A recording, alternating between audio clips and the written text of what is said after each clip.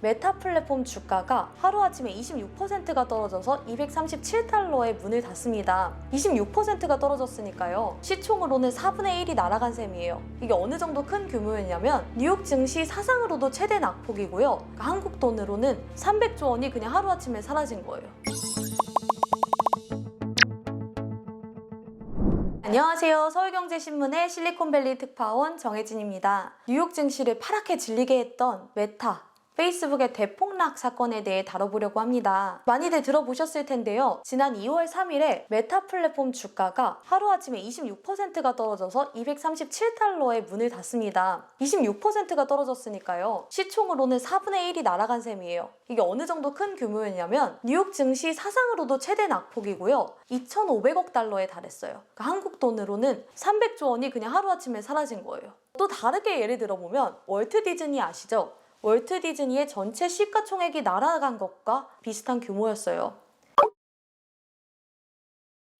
좀 뉴스를 자주 보신 분들은 이럴 거예요. 아니 메타 힘들다는 거 하루 이틀 아니지 않았어? 계속 문제 있었던 거 아니야? 네, 맞긴 해요. 바람 잘 날이 없긴 했었어요. 지난해 10월부터 내부 고발자 프란시스 하우겐 옛 직원이 메타가 인스타그램 이용자들, 특히 청소년 이용자들의 정신건강에 악영향을 미치고서도 이를 방임했다. 이런 식의 내부 고발을 해요. 근데 이게 미국 사람들이 굉장히 민감해하는 포인트예요. 청소년들의 정신건강이에요. 근데 여기에 유해성 이런 걸 알고도 방임했다. 그리고 그 상대가 소셜미디어다. 눈엣 가시처럼 여기는. 그렇다 보니까 이게 메타가 아주 집중 포화를 받는 그런 계기가 돼요. 그래서 이달 18일에는 미 상원에서 소위 빅테크들의 독점 사업 금지법 이거 발의에 나서요. 그래서 이 같은 영향으로 계속해서 여론이 안 좋아지면서 마크 저커버그가 10월 28일 급기야 사업의 중심을 메타버스로 바꾸고 이름도 메타로 바꾸겠습니다.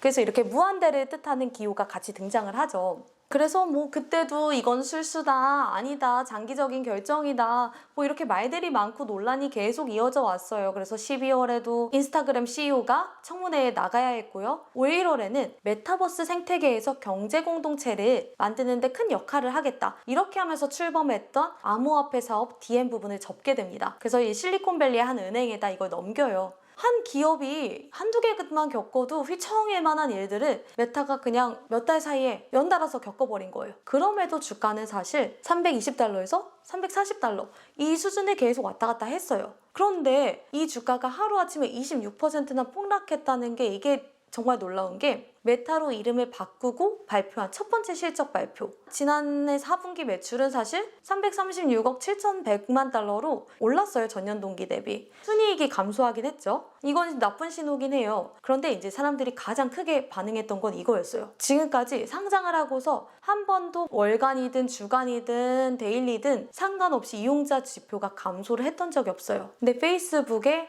일간 활성 이용자 수가 처음으로 한 분기 만에 100만 명이 감소한 거예요. DAU가 19억 2,900만 명으로 전분기 대비 100만 명이 줄었다는 건데요. 이게 사람 모아야 하는 플랫폼인데 지금 메타버스란 산토끼 잡으려다가 결국에 집토끼 놓치는 거 아니냐 이런 우려가 스멀스멀 나오기 시작한 거예요. 근데 여기에 더 사람들이 좀 우려하게 된 건요. 마크 저커버그가 왜 이용자가 감소했는지 이걸 두고 경쟁사인 틱톡을 언급해요. 그러니까 그간 사람들은 틱톡이 그래도 아무래도 신생업체라는 인식이 많았어요. MZ세대한테 인기가 많은 거, 특히 10대한테 인기가 많은 건 알고 있었지만 그래도 아직 그 체급은 아니다라고 생각했던 거죠. 근데 저커버그가 우리가 빠른 속도로 규모를 키우는 동안 또 경쟁사도 그만큼이나 빠른 속도로 규모를 키워가고 있다. 틱톡은 이미 상당히 성장한 경쟁자다. 덩치가 커졌다. 이렇게 말을 해요. 또 다음 날에는 내부 직원들한테 숏폼 동영상 성장에 집중하자. 이렇게 메시지를 던집니다. 그러니까 투자자들이 근데 숏폼 동영상 릴스 이거 페북의 오리지널은 아니잖아.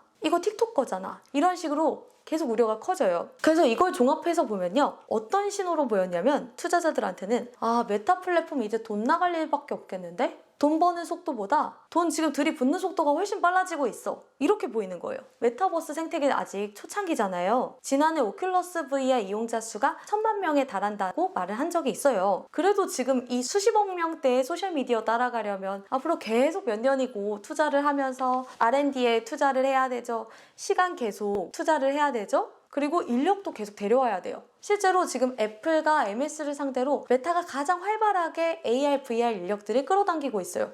이거 사실 다 비용이죠. 그래서 여기에 대고 수제나 스트리터라는 애널리스트가 이렇게 말해요. 메타버스 구축을 하려면, 여기서 선점을 하려면 R&D 비용 많이 쓸 수밖에 없다. 이게 투자자들이 메타 주식에 싫어요 버튼을 누르고 있는 이유다. 이렇게 말을 해요. 그러면 돈을 잘 벌어야 되잖아요. 이렇게 많이 투자하려면. 그런데 메타의 주 수입원인 광고, 이거 수익도 둔화되고 있다는 거죠. 이게 또 심각한 문제예요. 지난해 이제 어떤 일이 있었냐면 애플이 4월 달에 프라이버시 정책을 바꿔요. 그래서 만약에 서드파티 앱이 이용자 정보를 수집하려면 내가 허용을 해야만 수집을 할 수 있게 한 거예요. 그럼 어느 이용자가 내 정보 가져가십시오 이렇게 하고 허용을 누를 리가 없잖아요. 그러다 보니까 페이스북과 인스타그램이 강했던 타깃형, 맞춤형 광고의 정밀도가 떨어집니다. 그리고 광고주들도 검색형 광고가 낫겠어 이러면서 구글 쪽으로도 많이 가고요. 다른 소셜 플랫폼으로도 빠지는 게 있고요. 그러다 보니까 지금 3분기째 페이스북은 애플 때문에 어렵다 이렇게 말을 하고 있어요. 그리고 올해도 광고 비즈니스에서의 손실액이 100억 달러에 달할 거다 하는 거예요. 근데 이 100억 달러 투자자들도 딴 데서도 들었거든요. AR, VR, 그러니까 메타버스 분야를 맡는 리얼리티 랩의 지난해 4분기 순손실액이 102억 달러였어요.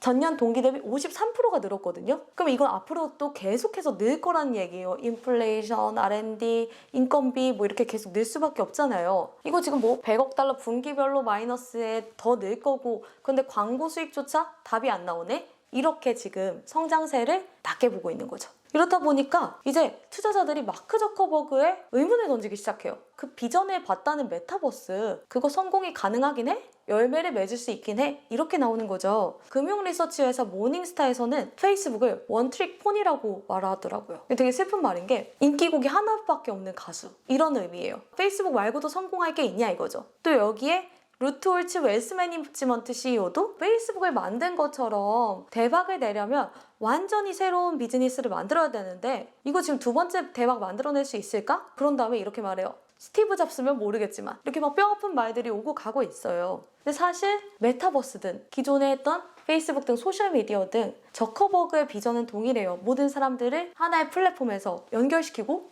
놀 수 있게 하겠다. 그런데 모바일 생태계에서는 구글 안드로이드, 애플 iOS 여기가 운영체제를 바꿀 때마다 서드파티 앱으로서 타격을 입을 수밖에 없죠. 그러니까 메타버스 생태계에서는 우리가 구글과 애플 같은 존재가 되자 하면서 판을 깔고 뭐 도로 만들고 인프라를 만들고 있는 상황이에요. 그래서 결국에 이걸 계속 투자를 하는 방향성을 이어가면서도 수익원을 창출하려면 이 소셜미디어 성장판을 닫히지 않게 하는 것도 관건이거든요. 지금 난관을 저커버그가 어떻게 해결할 수 있을지 여기에 지금 메타 플랫폼의 미래가 달려있는 것 같아요. 그래서 저는 끝으로 5년 전 하버드 대학 졸업식 연설에서 저커버그가 페이스북을 만들 때의 첫 마음에 대해서 했던 말을 가지고 정리를 하도록 하겠습니다. 곧 또 뵙겠습니다. I remember that night I launched Facebook from that little dorm in Kirkland House.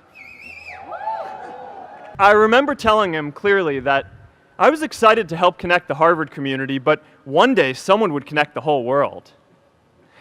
The thing is, it never even occurred to me that that someone might be us. We were just college kids. We didn't know anything about that.